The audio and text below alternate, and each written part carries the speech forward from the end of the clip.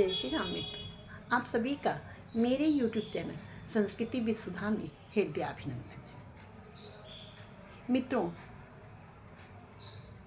हनुमान चालीसा कलयुग की एक वह अमोघ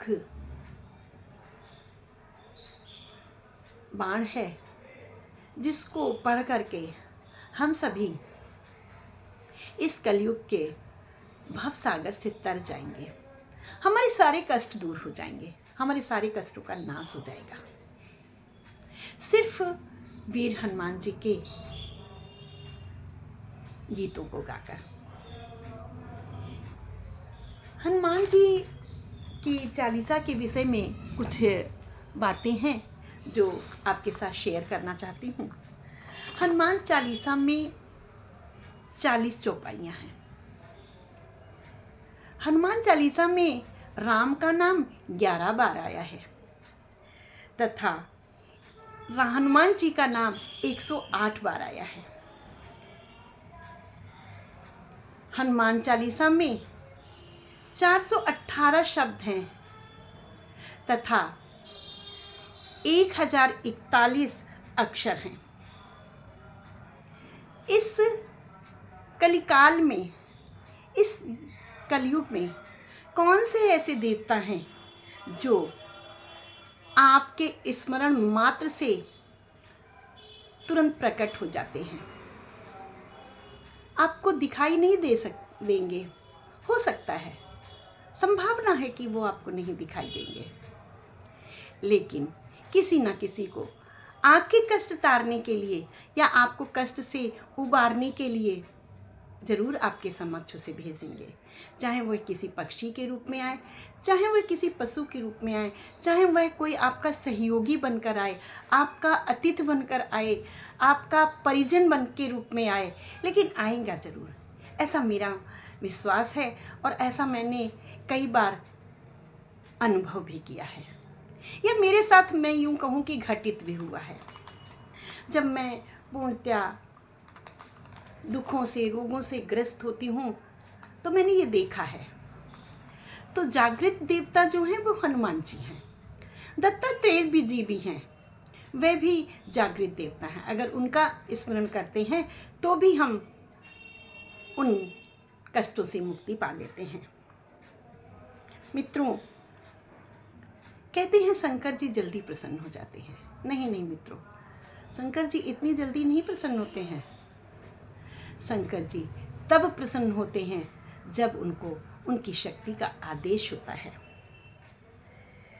शंकर जी को जल चढ़ाने से पूर्व हमें क्या करना चाहिए? शंकर जी को जल चढ़ाने से पूर्व ऐसा कहा गया, पहले गणेश जी पे, फिर कार्तिक जी पे, फिर अशोक सुंदरी और जलाधारी पे जो उनकी बेटियां हैं 5, उन पर, तत्पश्चात माँ के हस्तकमल में चढ़ाना चाहिए।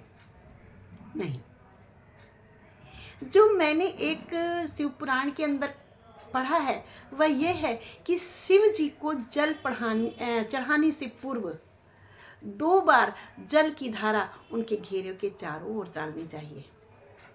अगर आप उनको शीघ्र प्रसन्न करना चाहते हैं तो वह जल का जो घेरा है शिव जी के चारों ओर, लिंग के चारों ओर, वह क्या है? वह माँ का हस्त कमल है। माँ के हस्त कमल पर विराजमान है। तो जब माँ के हस्त कमल पर जल गिरता है तो माँ शिव जी से अनुरोध करती हैं कि आपका कोई भक्त आपको पुकार रहा है और आप उनकी पुकार सुने, आप उन पर प्रसन्न हो। माता पार्वती उनसे ये आग्रह करती हैं और उनके आग्रह पर ही भगवान प्रसन्न होते हैं। स्वयं बाबा गोस्वामी तुलसीदास जी ने लिखा है, विनय प्रेम बसे भई भवानी, खसी माल मूरत मुस्कानी। विनय प्रेम बसे हुई भवानी, खसी माल मूरत मुस्कानी।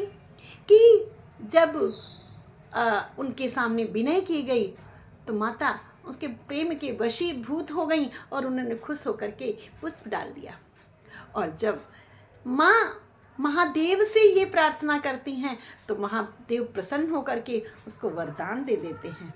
तो मित्रों, शिव जी को अर्घ चढ़ाते हुए, अर्घ देते हुए हमें सबसे पहले 2 बार उस जलाधारी पर उस हस्त कमल पर डालना चाहिए, घेरे पर डालना चाहिए, तत्पश्चात शिवलिंग पर। भगवान भोले बाबा अत्यंत शीघ्र ही प्रसन्न होंगे, ऐसा पुराणों में लिखा है।